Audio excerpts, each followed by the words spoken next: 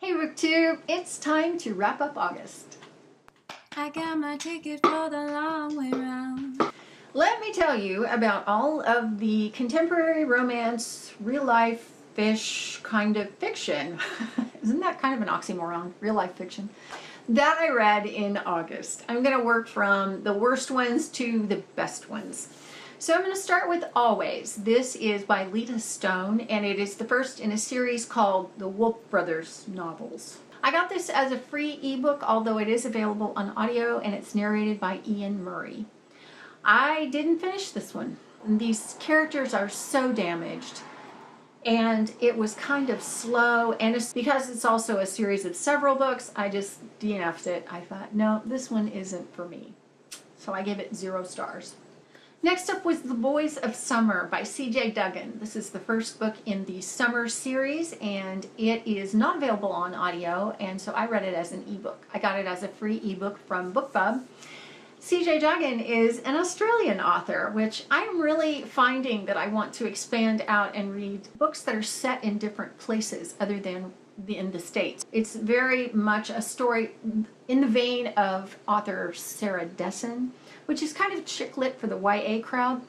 I don't know why this didn't grab me, but I just wasn't in the mood for it, and the writing did not pull me in like I thought it would. And I didn't really care for the main character all that much. Tess did not impress me as someone that I wanted to get to know, so I don't know. I probably will just ditch that series because I don't think it's for me. So I gave it 0 stars. Sweet Thing by Renee Carlino. This is available on audio, and it's narrated by Marguerite, Gavin, and Sean Pratt, but I read it as an ebook. I read this for the Booktube-a-thon, and I wrapped it up there, and I will just tell you that I gave it 2 stars. Until Friday Night by Abbi Glines. This is narrated on audio by Olivia Song and Sebastian York. Sebastian York. Okay, first of all, that narration, he is way too old for the guy that he was narrating. His voice is way too deep, and while he worked for some of the new adult books that she has written, he did not work for this one at all. She should have had a much younger guy doing the narration, or a much younger sounding guy doing the narration. Olivia's song was okay. She wasn't fantastic, but she was okay. The story was okay. This is Abbi Glines' first foray into YA. So Abbi Glines is known as a romance author for new adult. Her stories are kind of spicy and very much like a soap opera. Her characters tend to be a little bit exaggerated, and that's what makes them so entertaining. Well, she toned it way down for this story. This is the story of West and Maggie. This whole relationship between these two kids was so dysfunctional that it wasn't even entertaining, and it had no spice. It was like, where are the exaggerated characters? It was so bland. It was so toned down that it just didn't work for me. It had so much potential and so little substance. And of course you complicate that with the bad narration by Sebastian York, and it just did not work for me. I will not say that I won't read the next book. I don't want to say that because it's Abbi Glines, and she could get a lot of feedback from this book and really greatly improve the next book. But I know she doesn't want it to be a repeat of all of her new adult series. And so I hope she's able to find that balance between young adult and spice and flavor and depth and, characters that we can really be entertained by, but that don't have to be, in their mid-20s. So I gave that one 2 stars. Then I got caught up with Rosemary Beach again. This woman writes books so fast that you can hardly read them. And before she has another one out. This is again Abbi Glines, and this is book 12 in her Rosemary Beach series. It picks up with 2 characters that we've met before, and they are Mace Colt Manning and Reese Ellis. We did get kind of an overkill of she's my world, and anytime anybody got a little bit upset, somebody else got on the private jet to go make sure that they felt okay. Oh my gosh, who needs daytime TV when you can read Abbi Glines?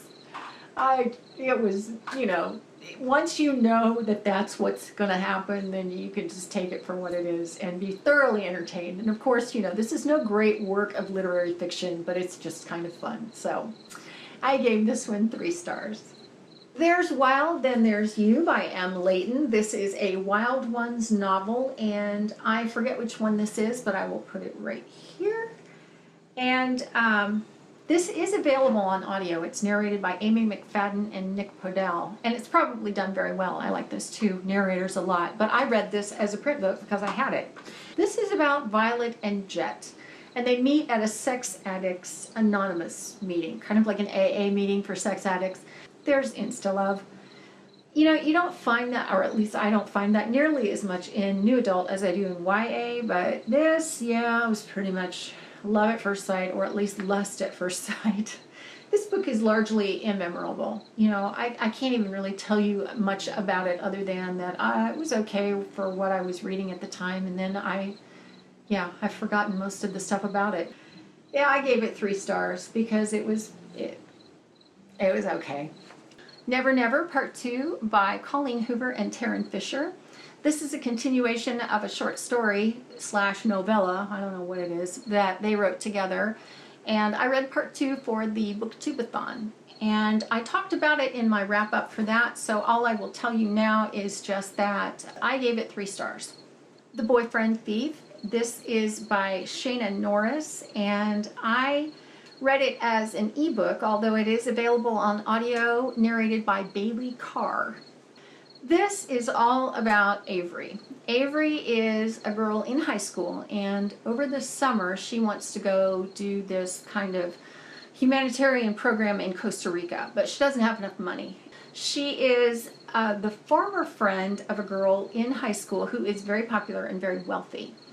And she offers Avery $500 to steal her boyfriend. And, you know, Avery can't understand why she doesn't just break up with the guy. And there isn't really a very good reason given for that. And so that makes the whole premise kind of shaky. It's really cheesy, and the ending is a big stretch. So, I don't know. It was moderately well written, so I gave it 3 stars, but I think it just edged over that 2-star mark right into 3-star territory because the main character was kind of cute. Sweet by Tamara Weber. This is book 3 in the Contours of the Heart series, and it is narrated on audio by Zachary Weber. I love Zachary Weber. I've gone on and on and on about how he is an amazing voice actor, so I won't keep up with that, but he was amazing in this. This is the story of Pearl and Boyce.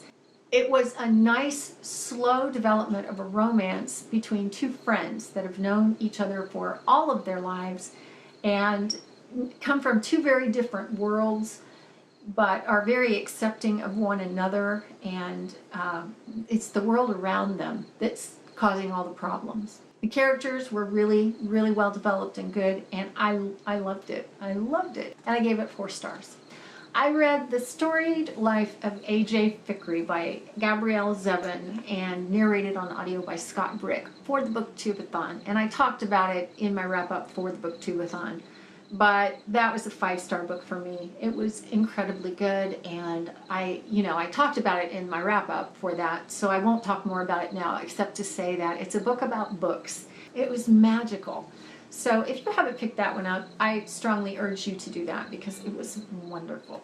So that's all the new adult romance, YA romance stuff that I read in August. If you've read any of these books, I would love to know what you thought of them, especially the ones that I did not finish. If you read them, I would love to know what you thought of them and what grabbed you and pulled you in and entertained you with those. So let me know. Let's talk about that in comments, and that's it for now from me. I will see you next time. Thanks for watching.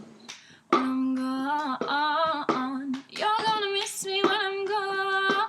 You're gonna miss me by my walk. You're gonna miss me by my taco. You're gonna miss me when I'm gone. And the geese are at it again. I swear they're having a party.